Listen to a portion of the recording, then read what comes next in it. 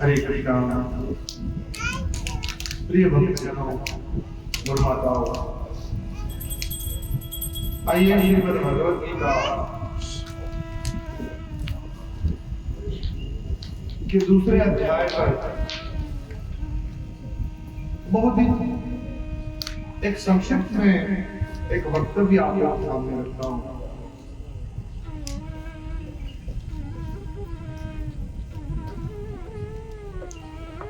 प्रिय भक्तों, और मैं अपना वक्तव्य रखूं हर्षिकेश दास प्रभु के शब्दों के साथ। उन्होंने कहा, गुरु महाराज की कृपा होगी सब होगा। क्या हो जाएगा? और इस बात में कोई संशय ही नहीं है कि जब गुरु की कृपा होती है तो सब कुछ हो जाता है। लेकिन जब तक शिष्य भी अर्जुन की तरह साहस होकर खड़ा नहीं हो जाएगा तब तक गुरु की कृपा भाव नहीं होगी। दूसरा अध्याय है।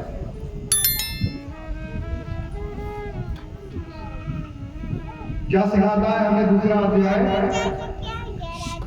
कि यदि हमें गुरु की कृपा चाहिए और कार्य करना है तो भगवान अर्जुन को बार बार इस भगवत गीता में कहते हैं, उत्तिष्ठ परम तपः।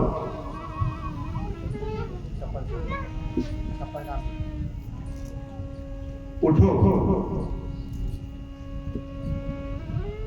अर्जुन, उठो। तो उठना पड़ेगा। पर अर्जुन तो हमने आज चर्चा की, उसमें अर्जुन देख लिया। अर्जुन ने बैठकर भगवान से कहा, प्रभु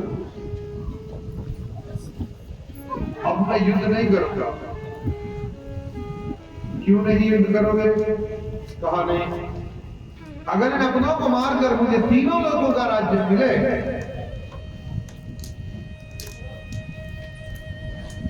तो फिर भी मैं युद्ध नहीं करूंगा। पहली बात, यहां जिसको गीता सुनाई जा रही है वो व्यक्ति इतना निष्काम है कि उसको तीनों लोगों के राज्य का भी लालच नहीं है। वो इतना निष्काम, और वो जो मारना नहीं चाहता है वो उसका दयालु स्वभाव है। परंतु उस वक्त अगर अर्जुन अपने कदम पीछे हटाता है तो अधर्म बढ़ जाएगा। क्या बढ़ जाएगा? अधर्म बढ़ जाएगा। और जब अधर्म बढ़ जाएगा तो फिर आताताइयों का आक्रांत होने लगेगा। फिर कोई भी व्यक्ति धर्म प्रति नहीं। इसलिए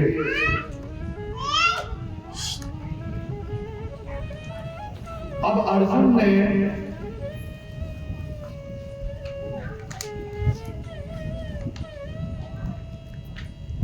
अंत में ये शब्द कहकर खामोश हो गया कि अब मुझ निहत्थे का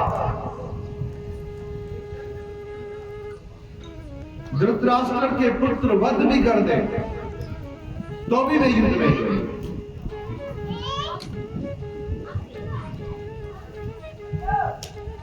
और उसके बाद फिर अर्जुन ने भगवान से कहा कि हे कृष्ण, कर्पण्य दोषो अपहत स्वभाव प्रच्छामि तवाम धर्म सम्मूढ़ चेतः।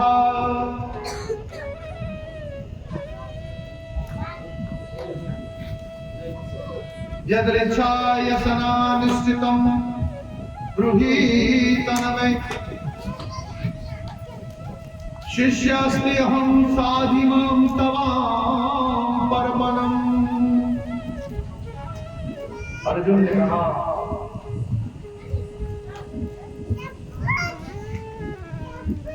मैं अपनी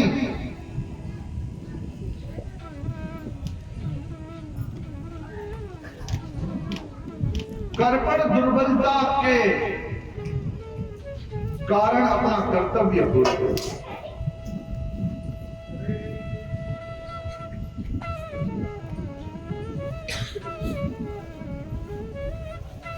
मुझ में ये बुज़दिली आ गई है, मुझ में ये कमजोरी आ गई है, मुझ में ये जो कर्पणता कंजूसी आ गई है, इसकी वजह से मेरा कर्तव्य मैं भूल गया और सारा धीरे खो चुका। अब मेरी सब्र का पैमाना भी मेरे हाथ से छूट गया। ऐसी अवस्था में मैं आपसे पूछ रहा हूं कि जो मेरे लिए श्रेष्ठ हो उसे निश्चित रूप से बता, कि मेरे लिए क्या श्रेष्ठ है, ये मुझे निश्चित रूप से बता।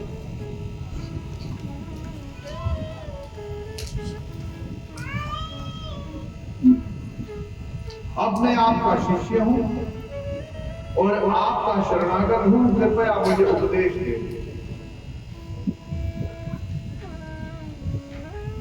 अर्जुन जो है अब तक भगवान तो मान रहा था,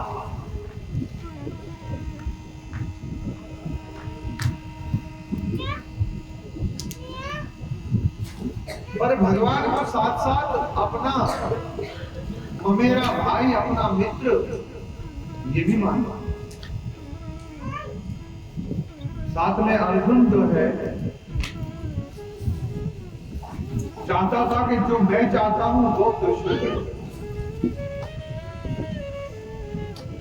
जो हमारे मन के विचार हैं उसमें कृष्ण हमारा साथ। लेकिन इस वक्त अर्जुन की स्थिति ये हो गई, उसकी ममता का, उसकी दया का और उसके पारिवारिक आकर्षण का फंदा इतना कस गया कि अब अर्जुन कुछ भी करने की योग्य नहीं रहा। हथियार फेंक के खामोशी के साथ अर्जुन बैठ गया। तब जो है संजय ने कहा कि इस तरह ऐसे शब्द बोलकर रथ के पीछे जाकर के बैठ गया।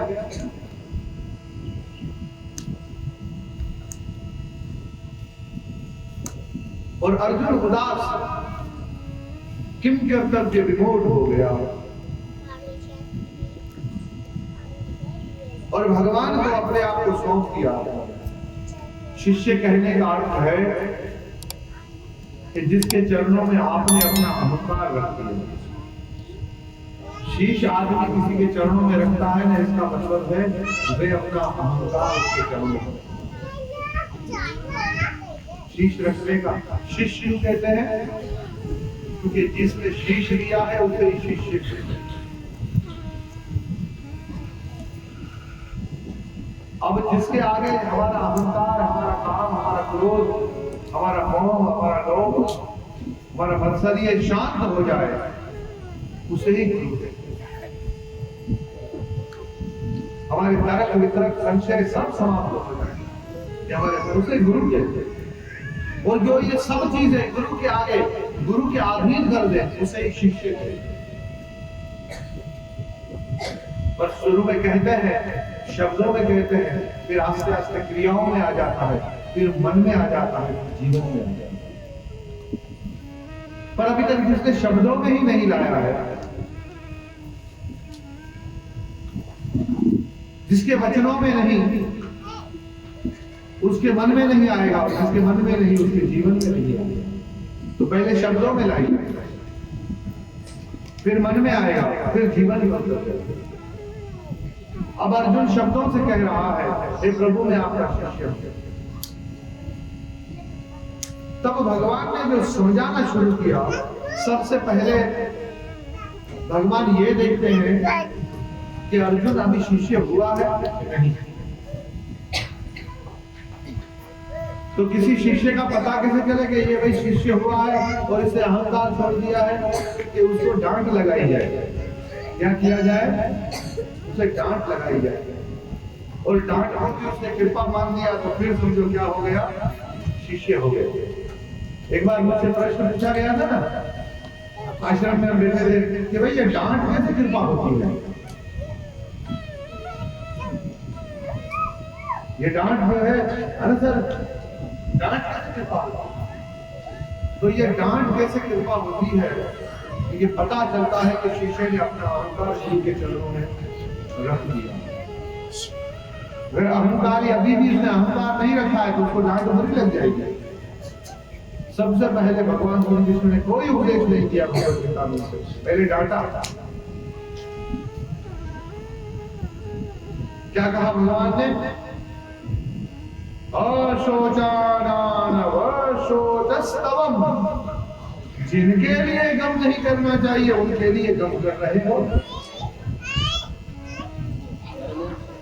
जिन लोगों के लिए अफसोस नहीं करना है उनका अफसोस कर रहे हो।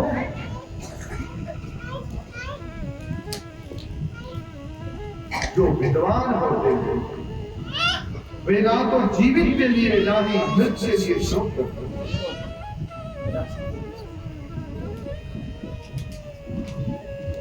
भगवान उपदेश करते हैं।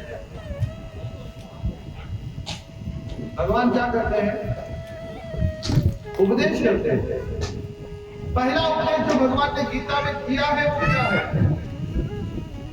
कि आदमी अपनी नित्यता को स्वीकार करे। व्यक्ति अपने अमरत्व को, कि वो लाफानी है, अविनाशी है, इस बात को स्वीकार करे। उसके बारे में कृष्ण समझा रहे हैं। पहला उपदेश गीता, श्रीमद् भगवद गीता 2 अध्याय 12वां श्लोक, इसमें भगवान कहते हैं ना तमेवाहम जातु नासम ना तमम नमे जनाधिपः ना चेव न भविष्याम सर्वा वै मता परम। पहला भगवान ने जो उपदेश किया अर्जुन को, पहले तो कहा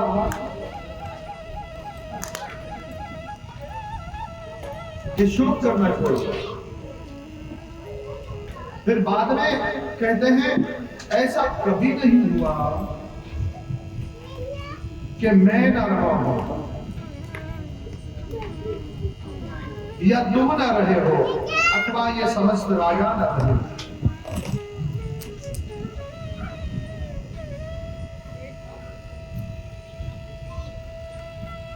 वरना ऐसा है कि भविष्य में हम लोग नहीं रहेंगे।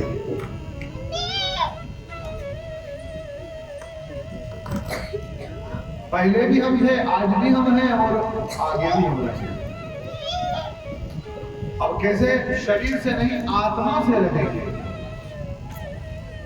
शरीर बदलता रहेगा पर आत्मा वही है। पहले भगवान ने जिस बात को समझाया वो अमरत्व को समझाया कि भाई आत्मा अमर है। फिर आगे उसी बात को लेकर के भगवान ने दूसरे अध्याय में आत्मा के तत्वों को समझाया। भगवान ने अर्जुन से कहा जिस प्रकार शरीरधारी आत्मा इस वर्तमान शरीर में बुढ़ापे से जवानी और फिर बालपन से जवानी और जवानी से बुढ़ापे की तरफ जाता है, उसी प्रकार मृत्यु होने पर आत्मा दूसरे शरीर में चला जाता है। आत्मा दूसरे शरीर में प्रवेश कर जाता है। उसी प्रकार धीर व्यक्ति ऐसे परिवर्तन से मोह को प्राप्त नहीं होता। और जो विद्वान लोग हैं, पहले ही भगवान ने कहा ना वो मरे हुओं के लिए ना जिंदों के लिए कोई शोक करो। आगे का प्रकरण भगवान ने खुलकर समझाया अर्जुन को। पूरी भगवत गीता के दूसरे अध्याय जो है वो भगवत गीता का पूरा सार है। पूरी भगवत गीता सबने निचोड़ कर इस दूसरे अध्याय में समझा। गीता का सार इसका नाम रखा क्यों? क्योंकि इसमें जो गीता का मूल विषय है कि आत्मा कभी मरती नहीं है, आत्मा परमात्मा का अंश है और आत्मा को परमात्मा के ही नित्य धाम में जाना है। आत्मा को उसी परमात्मा की सेवा करना,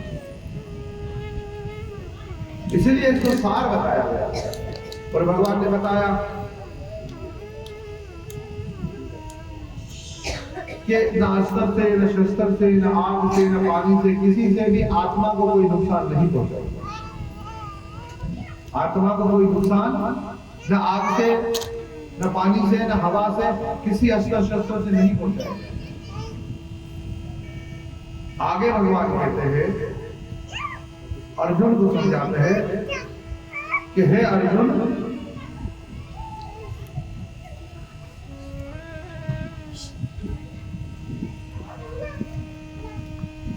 इसीलिए व्यक्ति को स्थित प्रज्ञ होना चाहिए। क्या होना चाहिए? स्थित प्रज्ञ। स्थित प्रज्ञ का मतलब है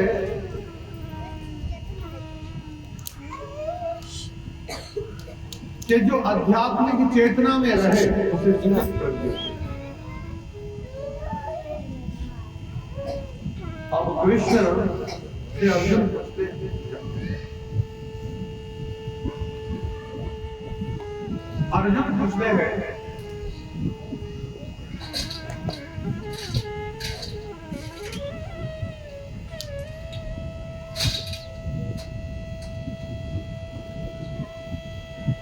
भगवान से, कहते हैं सिद्ध प्रज्ञस्य का भाषा समाधि सिद्धस्य केशव सिद्धताधि किम परभाषेत किमसीत व्रजेत किम। अब व्यक्ति को आत्मज्ञान हो जाए तो वो स्थित प्रज्ञ हो जाए। भगवान ने कहा है अर्जुन स्थित प्रज्ञ बनो। अर्जुन अब प्रश्न पूछता है कि प्रभु, अध्यात्म चेतना में लीन वाले व्यक्ति यानी स्थित प्रज्ञ को के क्या लक्षण है? उस स्थित प्रज्ञ व्यक्ति की पहचान क्या है?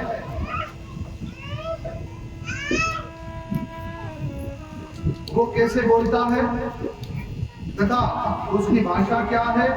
वे किस तरह बैठता है, किस तरह चलता है? जिस व्यक्ति ने रूहानी ज्ञान हासिल कर लिया, जिसने आध्यात्मिक ज्ञान हासिल कर लिया, जिसने गुरु की शरण ले ली, जिसके जीवन में जागृति आ गई, जिसने आत्मा को समझ लिया, जो स्थित प्रज्ञ हो गया, वो सबसे पहले अर्जुन पूछता है उसके लक्षण क्या है, उसकी खूबियां पता तो चले ये व्यक्ति स्थित प्रज्ञ है।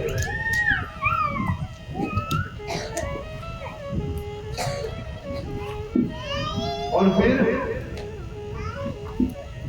वो कैसे बोलता है? तो अर्जुन ऐसा पूछ रहे हैं वो कैसे बोलता है, इसका मतलब जो भक्त बन गया है उसके बोलने में दूसरे के बोलने में बहुत फर्क होना चाहिए। अगर जैसे आम आदमी ही बोलता है, जैसे एक संसारी बोलता है, भक्त भी उसी भाषा में बोल रहा है, तो उसका मतलब अभी तक उसने भक्ति को समझा, उसके बोलने में बदलाव आना, सुधार आना,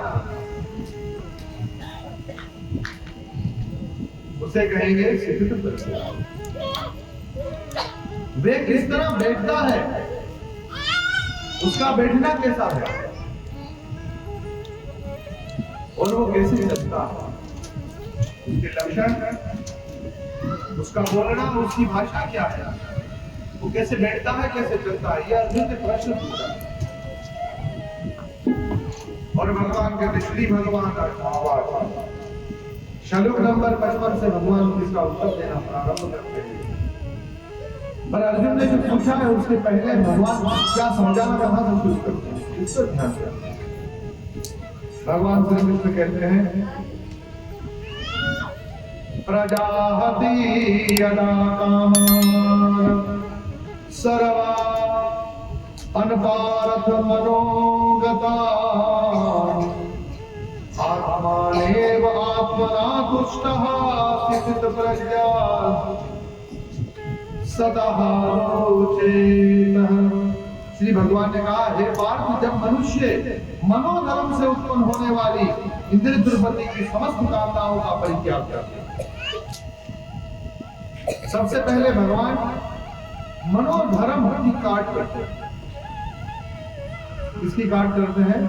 मनोधर्म, मन घड़त तरीकों को जो पहले काट देता है, जो पहले छोड़ देता। और जब इस तरह वे विशुद्ध हुआ, उसका मन आत्मा में संतोष प्राप्त। अपनी आत्मा में ही जब खुश हो जाता है। आत्मा में खुश होना क्या है कि हर आदमी शरीर के लिए जिद्दोजहद कर रहा है, पर जब व्यक्ति अपनी आत्मा के लिए संसार में जिद्दोजहद करने लगता है और उसी से प्रसन्न हो जाता है,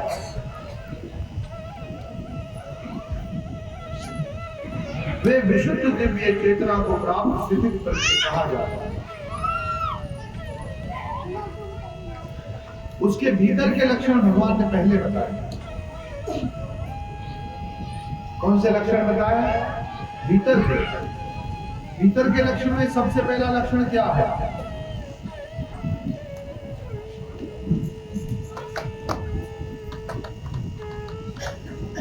कि मानसिक जो इच्छाएं हैं उसको छोड़ो और मनोधर्मों को छोड़ो, मनगढ़ंत धर्मों का त्याग, आत्मा में संतुष्ट रहेगा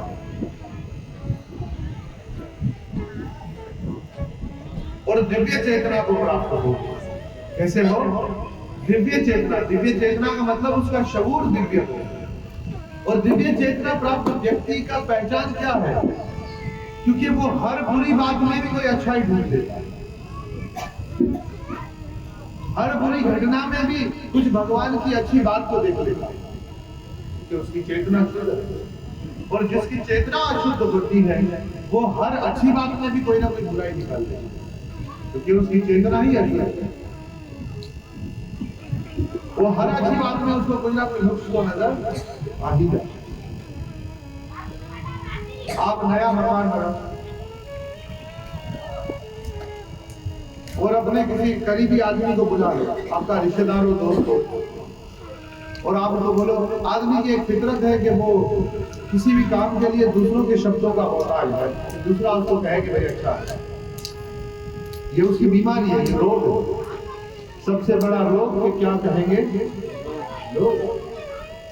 तो वो पूछेगा, उसने बढ़िया से बढ़िया घर बनाया होगा, पर कोई आगे उसको मशवरा देगा, अगर दरवाजा इधर से नहीं इधर से होता तो वहीं पे उसकी सकता थी।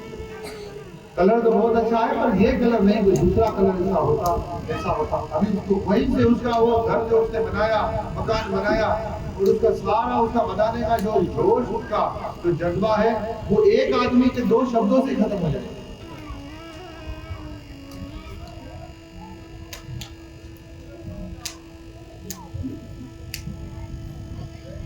किसी के और के घर में हम खड़े थे, किसी के साथ, और उसने मुझसे एक शब्द मेरे सामने कहा, मुझे ये रंग बिल्कुल पसंद नहीं है, घर बना के थोड़ी बनाते। जिसने बनाया उसको घर में आए हैं, हम तो सत्संग करने आए हैं, तो उसके रंग में तुम्हें ढंग मिलती जाती। ये एक जीव का स्वाभाविक एक लक्षण बन चुका है कि वो हर बात में क्या देखता है, वो हर एक वस्तु में उसे कुछ ना कुछ नुक्स नजर आता है। ऐसा होना चाहिए, ऐसा होना चाहिए, ऐसा होना चाहिए, इस तरह। इसीलिए सबसे पहले जिसकी चेतना दिव्य हो चुकी है ना, वो हर बुरी बात में भी कोई अच्छी बात, हर बुरी बात में भी, हर बुरी घटना में भी कुछ अच्छी घटना ढूंढ। एक राजा थे,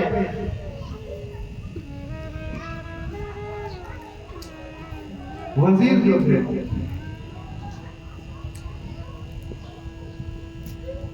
यानी मुख्यमंत्री,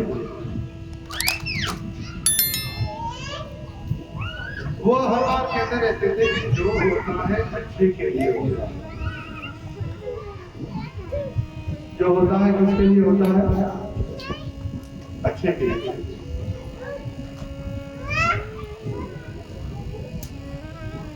तो राजा को ये बात अच्छी नहीं लगती। कभी ठोकर लग जाए तो अच्छे, बहुत अच्छा हुआ, उसकी भला होगा, कुछ भी हो जाए जो होता है अच्छे के लिए होता है। एक दिन अचानक राजा की उंगली कटी गई, शस्त्रों को चेक कर रहे थे, तेज धार वाले शस्त्र से उंगली कट गई, तो वजीर के मुंह से निकल गया, जो होता है अच्छे के लिए। बोले कारागार में डाला, उंगली कट गई हमारी, ये अच्छे के लिए हुआ, इसको कारागार। और राजा को अस्त्र शस्त्र लेकर युद्ध के लिए निकल गए। जब युद्ध के लिए राजा निकल गए, वहां पर बड़ा युद्ध हुआ।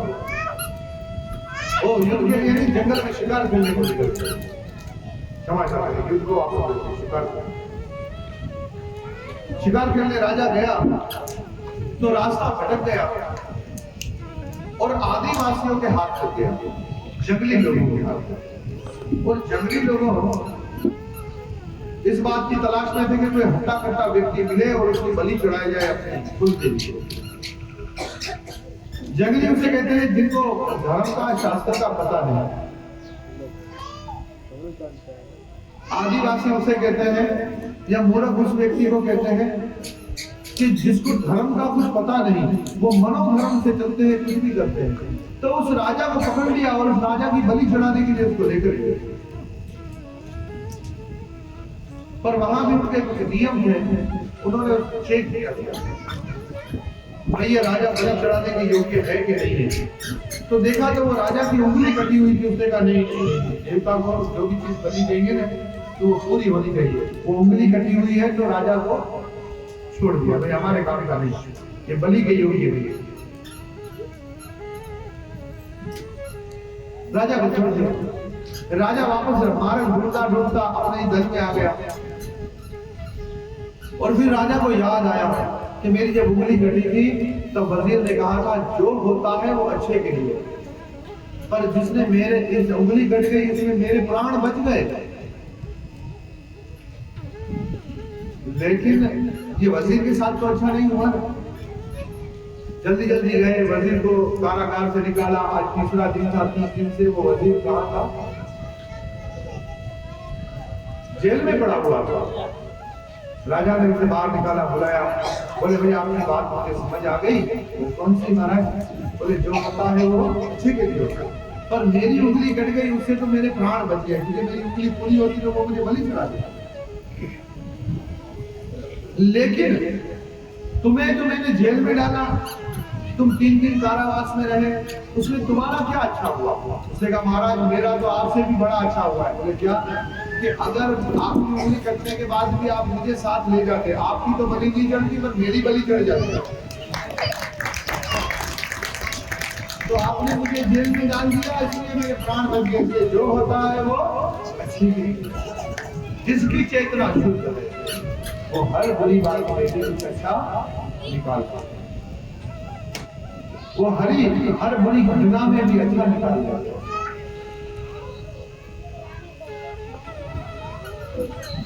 कहते हैं, इसीलिए कबीर जी ने कहा सुख के माथे शील पड़े। शील कहते हैं पत्थर को, सुख के माथे शील पड़े। जो नाम हृदय से जाए बलहारी उस दुख की जो पल पर नाम होता है। अभी कुछ दिन पहले ही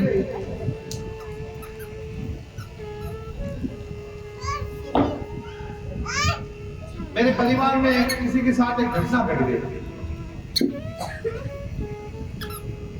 और वो घटना घटी, वो घटना तो बहुत दुखदायक थी।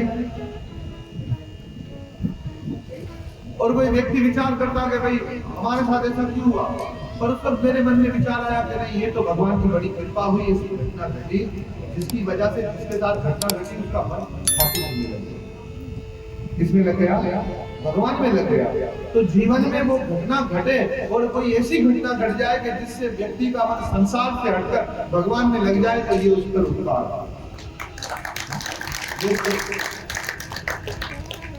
अर्जुन के जीवन में ये घटना युद्ध की घटी। भाई जाना नहीं, अभी कीर्तन नहीं पाएगा, जल्दी आ गया।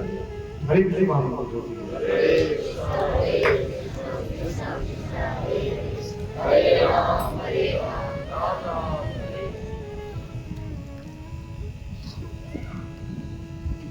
तो घटनाएं जीवन में घटती है और साईं तुलसीदास के जीवन के में एक घटना घट गई। सत्संगी तो थे, भजनी भी थे, पर नया नया विवाह हुआ तो पत्नी प्रेमी है। कौन से प्रेमी थे? पत्नी प्रेमी। तुझे ना देखूं तो चैन मुझे आता नहीं। इसलिए बेचारा उस तरफ ना बैठ के इस तरफ हरे कृष्ण मामा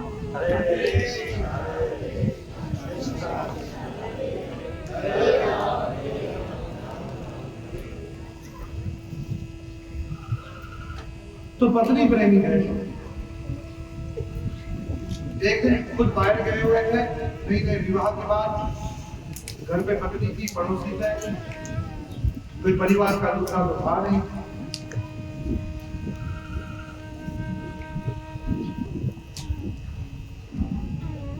तो उनके ससुराल में से उसकी पत्नी को लेने के लिए आ गए।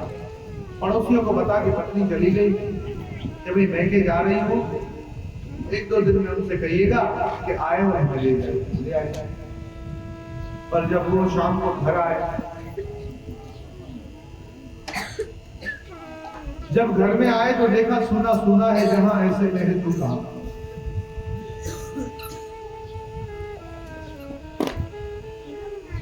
आए घर में अभी अच्छा ना लगे, खाना खाने बैठे तो जैसे ही रोज तो घर में आते थे तो नई नई पत्नी थी तो बड़े चाव से थाली परोसती थी, भोजन रखती थी, फिर पंखा देखती थी, हवा देती थी, शीतल तड़के का जल पिलाती थी, मीठी मीठी बातें करती थी।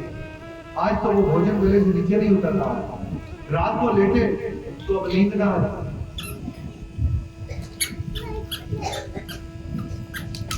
अब अकेले थे तो कैसे कह सकते हैं कि मुझे नींद ना आए, मुझे चैन ना आए, कोई जाए जरा ढूंढने लाए, तो खुद ही रात को ढूंढने निकले, खुद ही रात को ढूंढने निकले और पहुंच गए आधी रात को ससुराल। जब ससुराल में आधी रात को पहुंचे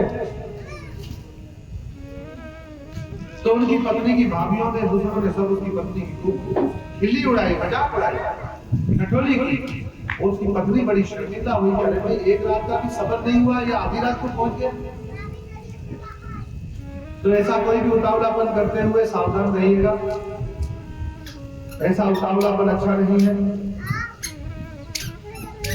तो प्रिय भक्तों, तो माता उस वक्त जो है उन्होंने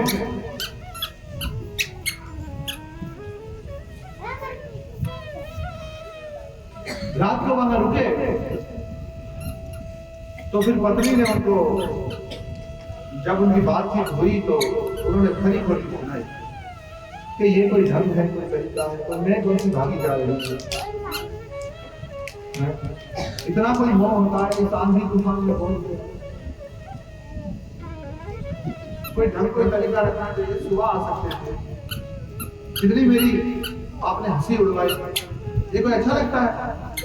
तुलसीदास जी को लगा, मन में हुआ कि इतने प्रेम से, इतने चाव से आया, इसको तो प्रसन्न होना चाहिए।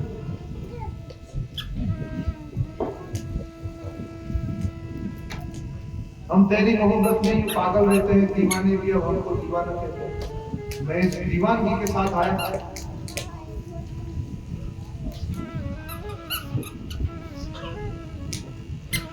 उन्होंने सोचा इसको जरा भी मेरी कदर नहीं हुई, हमने किसकी याद में रो के सब भर दिए हुए और नाम ये वाली बात है। इन्होंने कोई कदर नहीं की, उन्होंने कोई खरी खोटी सुनाई, अरे भाई राम में मन लग जाए तो अच्छा है, भगवान में मन लगाओ, इतने बड़े सत्संगी हो, इतने बड़े भक्त हो, बालपन से ही राम नाम जप करते हुए, हमने तो सुना था राम नाम लेते हुए पैदा हुए, जिंदगी आपकी ये हालत है, पत्नी के मुंह में पड़ गए, अभी बड़ा झटका लगा। और वहीं से तुलसीदास जी को गया, मन में आया अरे अपनी तो कोई औकात ही नहीं, अपनी तो कोई वैल्यू ही नहीं। फिर मन में आया कि अब तो पत्नी में भी मोह नहीं लगा रहा, सच्ची बात है, क्या होगा, जागृति करो और जागो और भजन करो भगवान का, राम का। क्या करो अब, राम का। तुलसी तुलसी क्या कहो, तुलसी बन का घास, कृपा भई रघुवीर की तो तुलसी बन गयो हरि गुलाब। वो तुलसी बन गयो तुलसी दास, तुलसी तुलसी क्या कहो, तुलसी बन का घास, कृपा भई रघुवीर की तो बन गयो तुलसी दास। तो भगवान की कृपा घटना जीवन में घट जाए और जीवन में परिवर्तन आ जाए तो जीव का योग, अर्जुन के जीवन में विषाद आया, वो विषाद भी योग हुआ।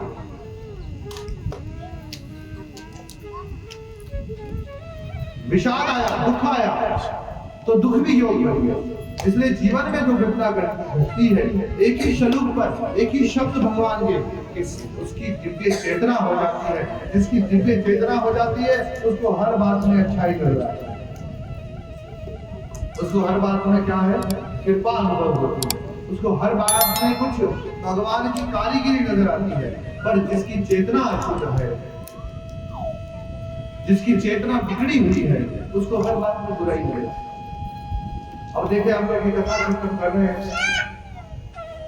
महाराज जी देखिए भक्तों को प्रसाद दे रहे हैं और आरती करा रहे हैं। लोग आएंगे उसमें भी कुछ ना कुछ भूल ही नहीं आ रहे हैं। कोई बोलेगा वाह क्या बड़ा पंडाल लगा है, उसके बता रहे भाई आप ही बोल रहे हैं, जिनको काम धंधा नहीं वो यही काम करते, इसको कोई काम धंधा नहीं है यही कभी करता। इसके भीतर कोई हॉस्पिटल खोल लेते, मैं इतना बड़ा इधर लगा के बैठे हजूर के भंडारे चला रहे हैं, इसके भीतर कोई अच्छा काम नहीं। अभी लोगों को ये भक्ति अच्छी लगती है, चेतना कोई अस्पताल बनवाते, किसी आंखों का ऑपरेशन करवाते, किसी गरीब की शादी करवाते, और जो ये काम करवा रहे होंगे लोग उसमें भी कुछ ना कुछ बोल रहे, लोग उनकी भी बुराई करेंगे। तो प्रिय भक्तों, आगे भगवान अर्जुन से कहते हैं कि हे अर्जुन,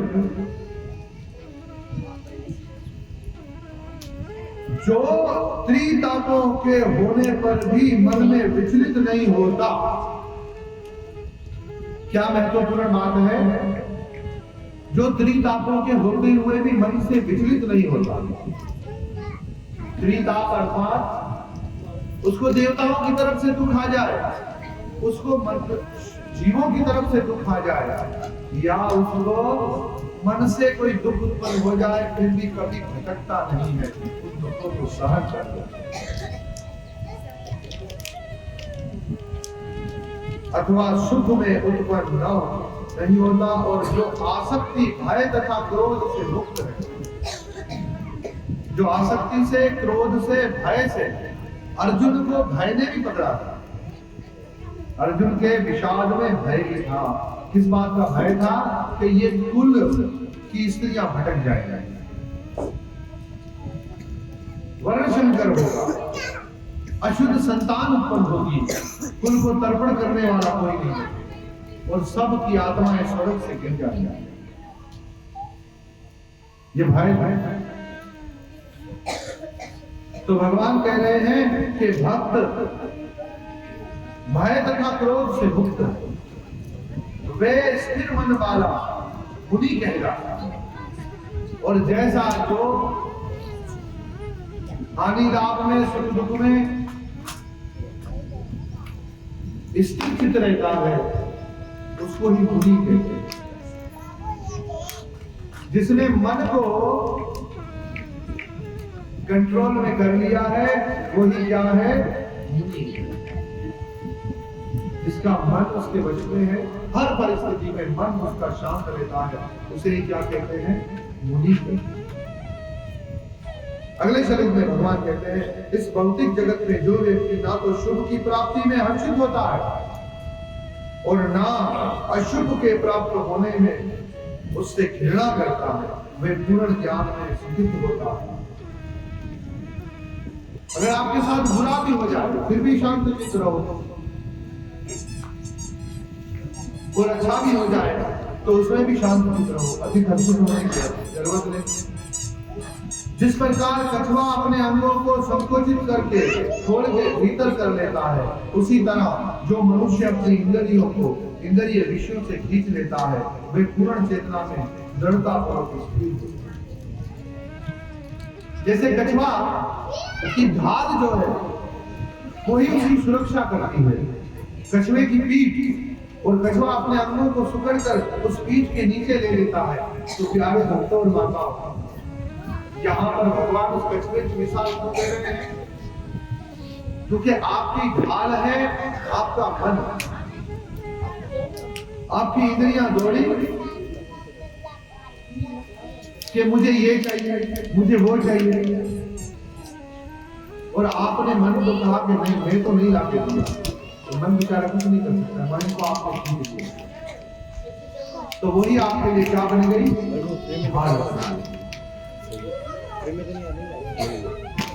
इसीलिए मन विचलित होगा, मन भटकाएगा, मन यहाँ वहां ले जाएगा। देखिए बहुत सारे लोग आए तो कथा के लिए, और उनका मन उनको पता नहीं कहां से कहां ले गया।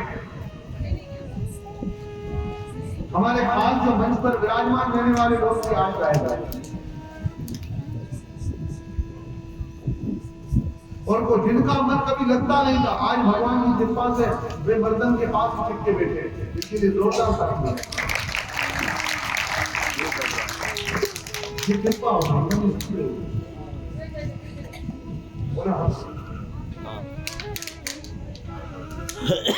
तो आए तो असंख्य लोग गीता का श्रवण करने के लिए, पर कोई कहाँ है, कोई कहाँ है, कोई कहाँ है। आ जाएंगे, भागने वाले हैं बहुत, लापता कोई नहीं, भागने वाले तो बहुत, लापता तो कोई नहीं। ठाकुर जी को तो सब पता है कि कहाँ है। ये चेतना को स्थिर करके, ये दूसरा अध्याय है।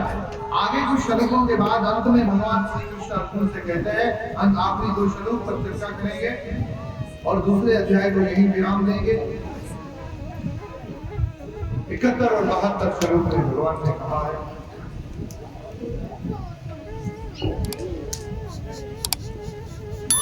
विहाय कामानया सर्वानयो माम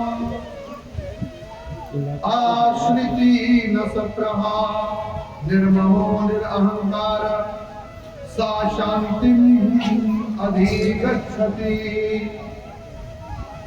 और मैं तो चलूं,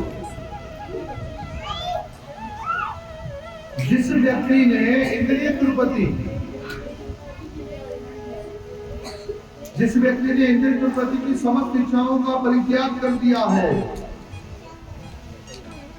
जो इच्छाओं से रहित रहता है, और जिसने सारी ममता त्याग दी है तथा अहंकार से रहित है, वही वास्तविक शांति को प्राप्त कर सकता है।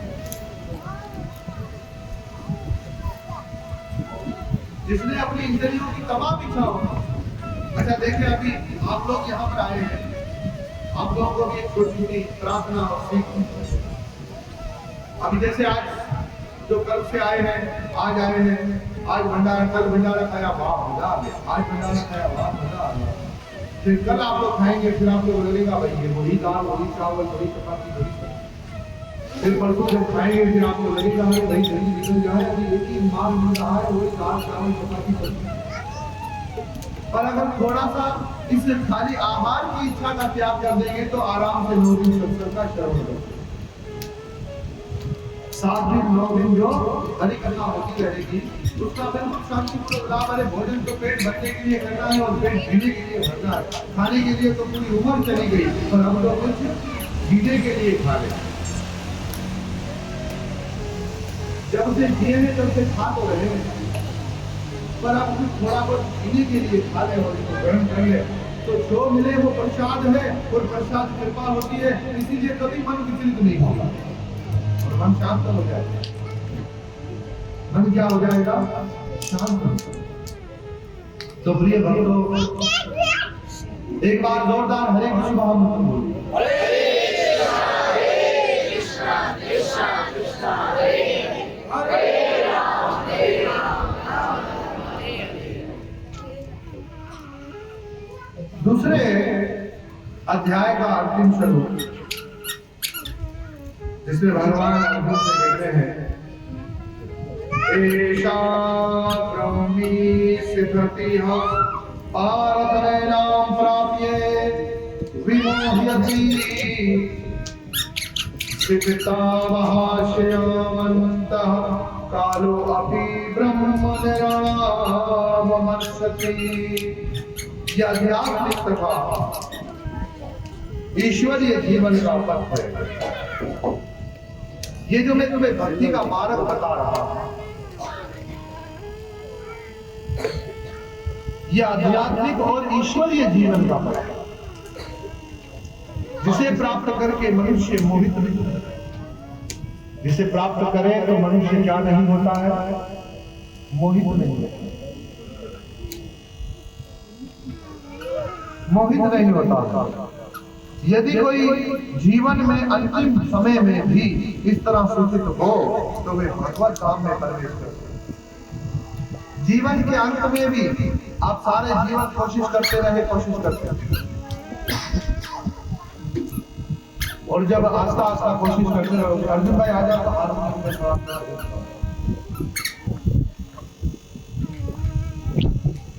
आपने सुबह हारमोनियम बजाया ना, हारमोनियम को आप पसंद आ गया, तो जो बजाने वाले थे उनको भगा दिया। हारमोनियम पे आप आओ। हरे कृष्ण।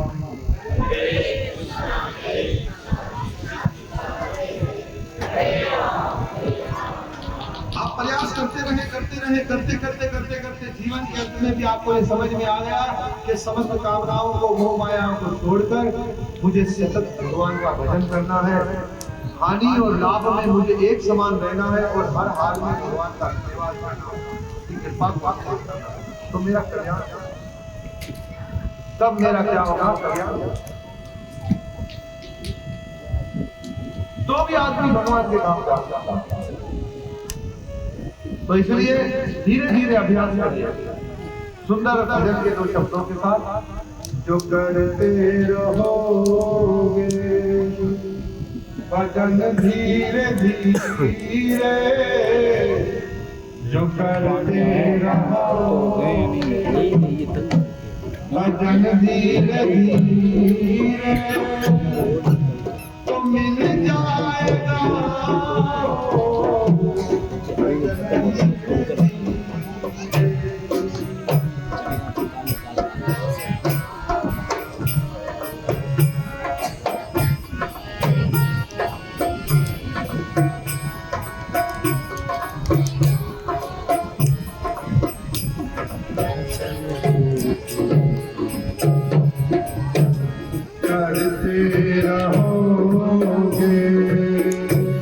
भजन धीरे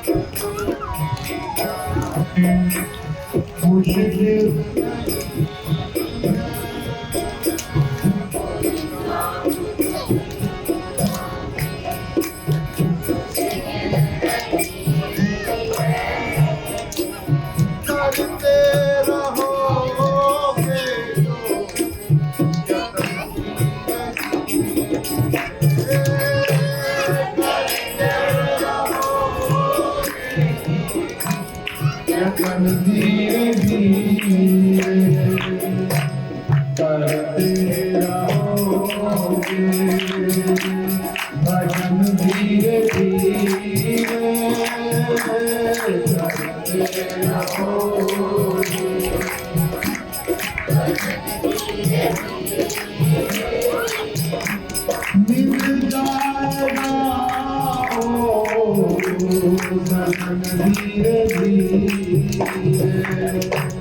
मिल जाएगा शरण धीरे धीरे करते रहो भजन धीरे धीरे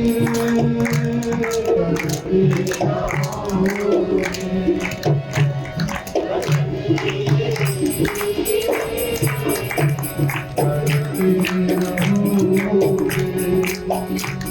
भजन धीरे धीरे करते रहो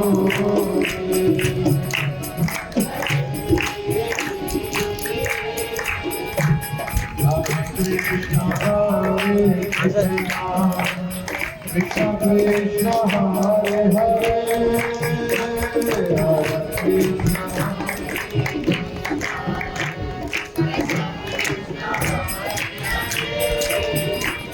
Hare Rama Hare Rama Rama Rama Hare Hare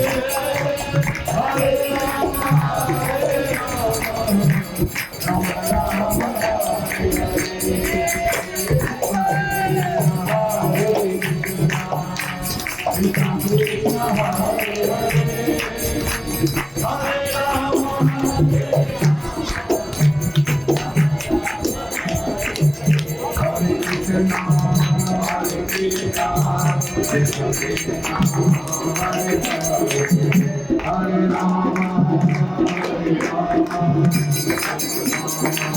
Hare Krishna, Hare Krishna, Krishna Krishna, Hare